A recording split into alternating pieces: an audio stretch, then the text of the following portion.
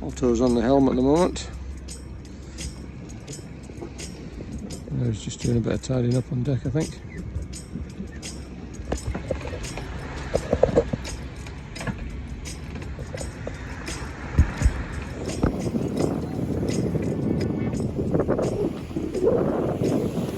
They're fishing on top, to watch out. I'm telling you to go right.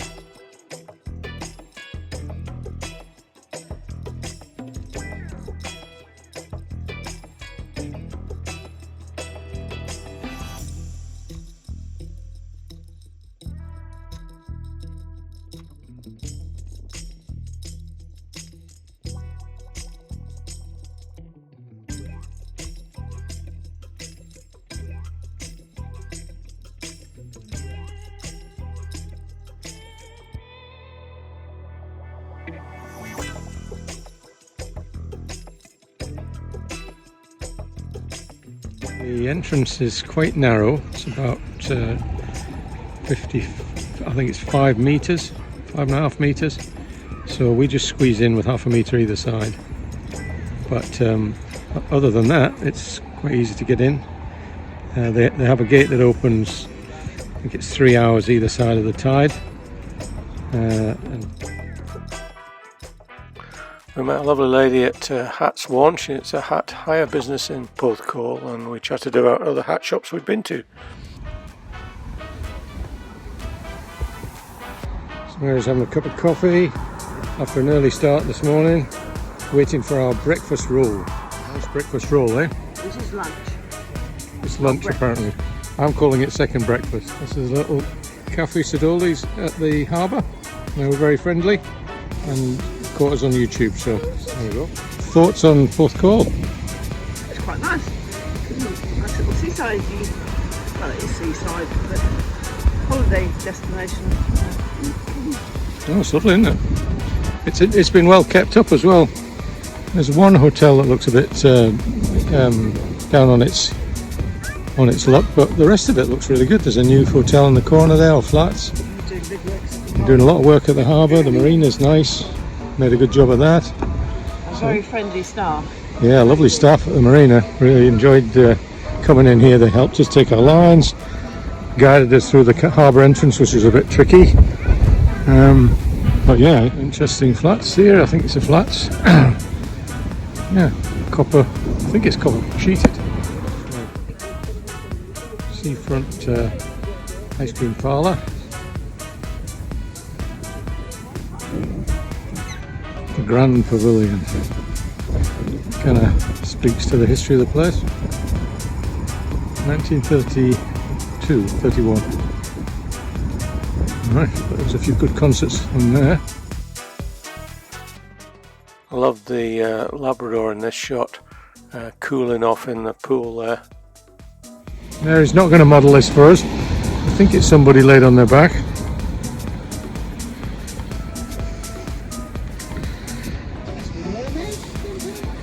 I don't know.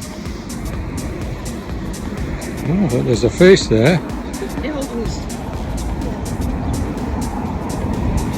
Nice idea for a sundial. Different seats for the times of the day. I don't know if it's a tower or upside down ice cream cone, but it's nice. So the marina at Portcawl. That's the harbour entrance and the pier. There's quite a bit of work going on the pier. Civil engineering work to protect it, I guess, and make it stronger. It depends where your berth is, but we're right at the far corner, so we went right up here and turned left. And yes, they've got pontoon berths at the end of the hammerhead, mostly for visitors. And we're right over in that far corner over there. Boat hoist as well, 10 tons. Wouldn't be big enough for us, but with 2 people for a lift out. Lovely beach here. I can remember going surfing here when I was at university. It was either this bay or the one next to it we used to use. That's access for the lifeboat ramp. I don't know whether they have a inshore rescue boat or a full-size lifeboat. That presumably goes down the ramp. So they must have access in most states of the tide. And then it probably should have been a bit further off. I had about 11 feet. So I'm going out tomorrow morning. I think you'll be keeping a little bit further off than I was. So this is our passage plan for the following day. Interesting passage plan tomorrow. Can't leave Portcawl until 9:40 in the morning when the sill is high enough for us to get over. But we're trying to get to Penarth, which is around the corner here. It's about 27 miles. So we're 2 hours before high water, or before the slack appears. So we're going to make best use of the tide as we come down through here. So in the first phase of the passage, we should have about 1.4 knots running with us. So going through the water at 6 knots, we should be able to meet this point here at around an hour after we leave. So an hour after we leave, we need to come through this tight passage here, Nash Passage, and make it clear from there. And there's obviously some turbulence after. So an hour later, we should reach about here, with the tide running again with us about 1.3 knots. But the next phase, getting roughly off Barry here, the tide has basically gone slack on us. And if we don't make it through this point around that tide, it would be around 11:40, then the tide turns against us and there's about 2 knots of current can come down this channel here. So we're kind of scratching our head. We're going to have to make best speed in the early part of the journey, coming down here and out through the passage and out to here, so that we can reach here at slack tide, and then there's a little bit of tide against us, so we should have about 0.7 knots of tide running up here and into the channel that leads into Penarth. If we leave it much later than that and don't make it here, then we'll have that full 2 knots of tide running down here. And the difference it makes for us getting in there is probably the difference between 22 to 2 o'clock, as opposed to not getting there till 3 o'clock in the afternoon. So it's probably going to make an hour's worth of difference to us. So we'll see how we perform tomorrow, and we'll plot it on the chart and see how we get on. The Admiralty does a series of charts as a folio, and they're all clipped together. So for this particular passage, these are quite useful. So there's Portcawl, and through the gap there that we have to go through tomorrow. Just turn the page over and it gives you the passage from the gap around the coast and up into the approaches to Cardiff. And then over the page yet again, you get the details of the passage around the corner and up into Cardiff itself. And the following few days, we're going to make that passage across to Portishead, which is up here. So they're quite a useful little folio of charts for the Bristol Channel. We also need to make sure that we can get out of Portcawl, so we do a little calculation. I like to draw a little picture of it. So you've got chart datum, which is datum all the charts are set up to. The height of the sill is 3.5 meters. Depth of our keel is 2 meters. So basically we need a 5.5 meter tide of tide to get out, and that occurs around 8 on the 6th, 8:40 for us coming in, and for us going out 9:30 will just clear the sill. 9:40 should give us 200 millimeters above the sill.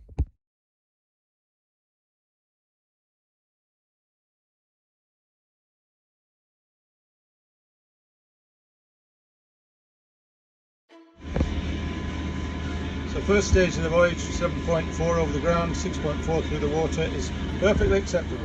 So skipper, having your coffee and chocolate biscuit, feeling smug, eh? Made out of there pretty well.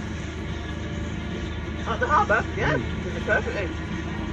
Knew I could. No problems? Nope. How deep was it on the sill? 3.5 feet. Okay. Plenty. That. We gave ourselves a bit of space though. So we're just passing Tusker Rock. We've been doing 7.5 speed over ground, 6.4 through the water, so all good at the moment. Tricky little piece of navigation here. So this is Nash Passage, Nash Channel Buoy. A little bit of action in the passage, but not very bad. Just a little bit of local swell, I think, actually. Nice lighthouse on the top there, an old one and then a new one. But the strata on the rocks around here is fantastic. This is Abertor Power Station, and I think that dome-shaped mark is the seawater intake for the power station.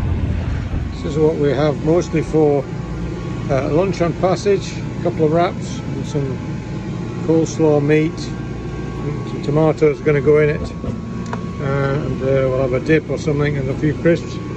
Today I've got some fresh broad beans and some garden peas to put on it as well.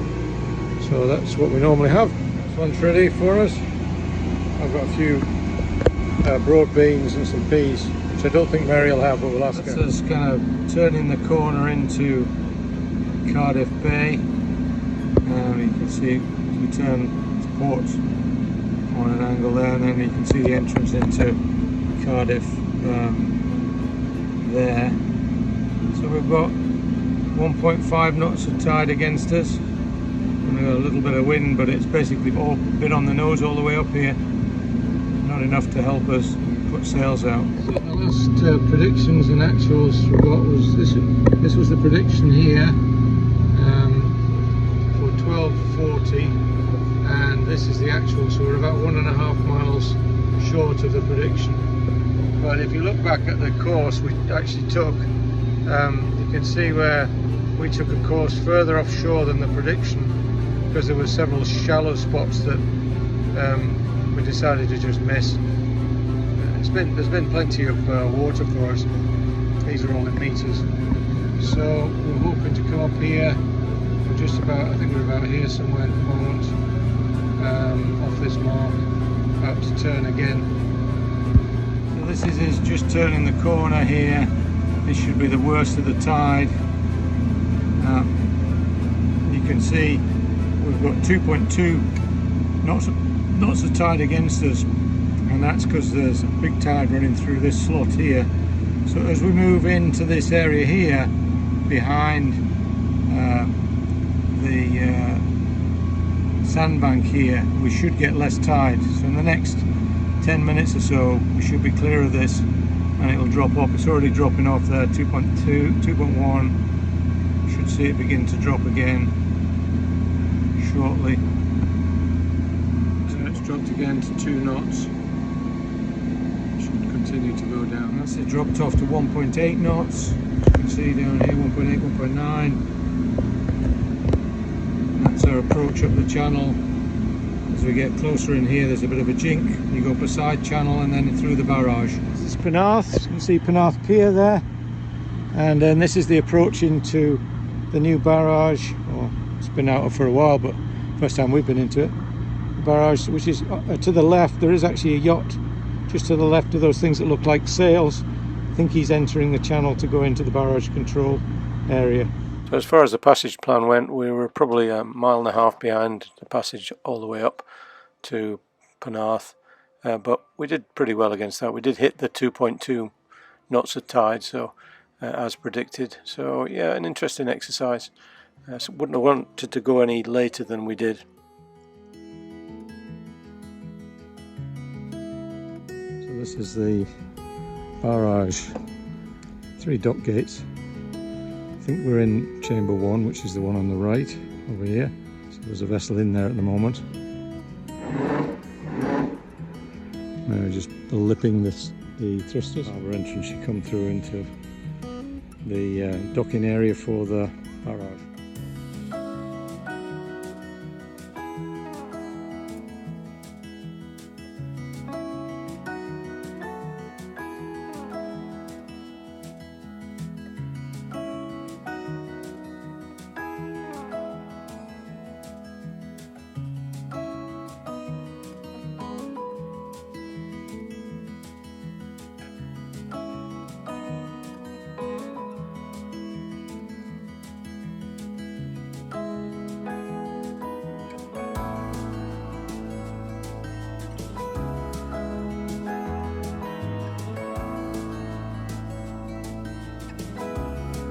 Guess who's first with me here?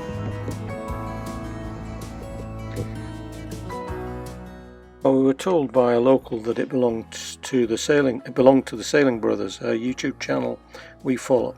I'll add a link in the description. With our shore, what was happening on our main power board, when we switched to shore power, we were getting this reverse polarity light coming on, and it didn't matter what we did with this disconnection fuse there, it kept coming on. And we got the marina down to have a look, see if it was the pontoon, but no, couldn't make any difference. Anyway, I took the cabling up last night to find out what was going on with it. We bought a new extension lead, just a short extension lead, which was really good, actually really good service from Force 4 Chandlery here in Cardiff. They were right on the game, they're just up the road. And they even delivered the extension cable. How good is that? I checked the continuity on each of the inner cables in the power cable. I use this thing, a continuity tester.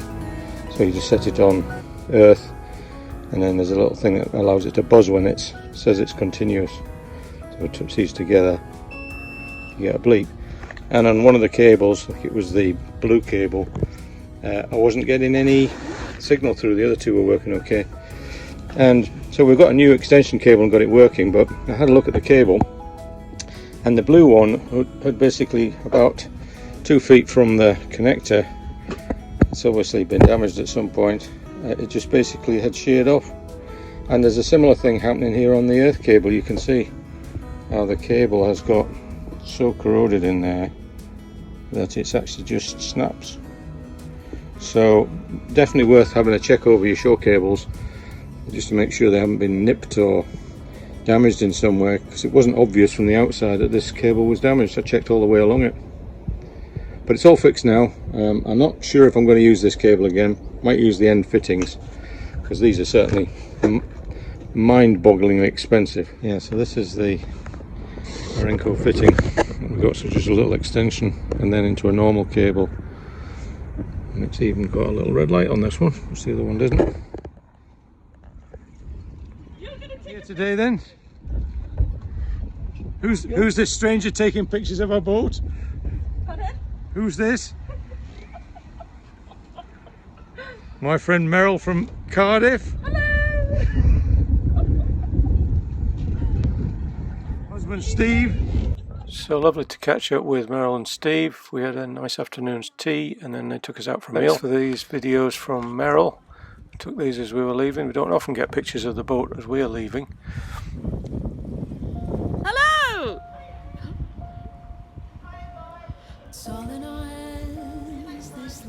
Yeah. Bye.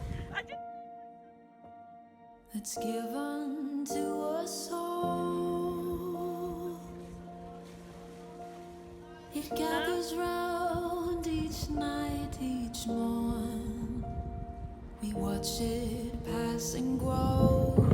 So we're just waiting to go out to the lock. I think we're chamber number 3. Call them on channel 18. Gates are coming up for us to go out. We're going to wait for the traffic lights. With every field and rising sea, can hear the sounds of all. That's Penarth Pier.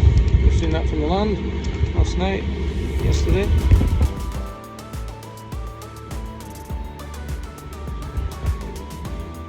So this was our route from Penarth, Cardiff area, across the channel, very shallow spot here, middle of the channel, and then we worked our way up the starboard side of the channel. There's quite a lot of traffic, and then into Portishead, which is just round the corner here, across a very shallow spot, and then dock gates, and then into the marina.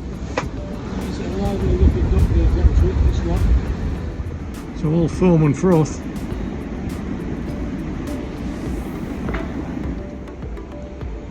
Yeah, that's the dock water coming in pretty fast. Safely into Portishead Marina. We moored up probably in the mid area of the marina. Hi, and I hope you enjoyed the video. This is from Portcawl to Penarth, and then on to Portishead. Yeah, you enjoyed. I love Portcawl. It was really nice, friendly, really helpful. According to a lot of the books, it says you can't get in there, but you definitely can because they've got all these pontoons in there now. Yeah, they've got a new harbour dock gate, haven't they, to let you in. There's a bit of a squeeze getting in there. And you quite enjoyed the watercolour in Portcawl, but by the time we got to Portishead. Oh, Portishead, up the Bristol Channel, it's just brown. It's all stirred up, and it is not inviting at all, but nothing wrong with it. We've got a lot of passage planning in this one. We thought we'd show you a little bit about what happens between when we go from A to B. It's a little bit more complicated than perhaps you'd imagine if you were doing a car journey. And we've made a decision on where we're going to stay. Yeah, we're going to stay in Portishead for the winter. They've got some quite good facilities. I think we can get an Airbnb for the time we have the boat out of the water to live in. So yeah, and it's handy for Bristol Airport to get home as well. So yeah. So like, subscribe, share the video, and until next time, we'll say bye. Bye.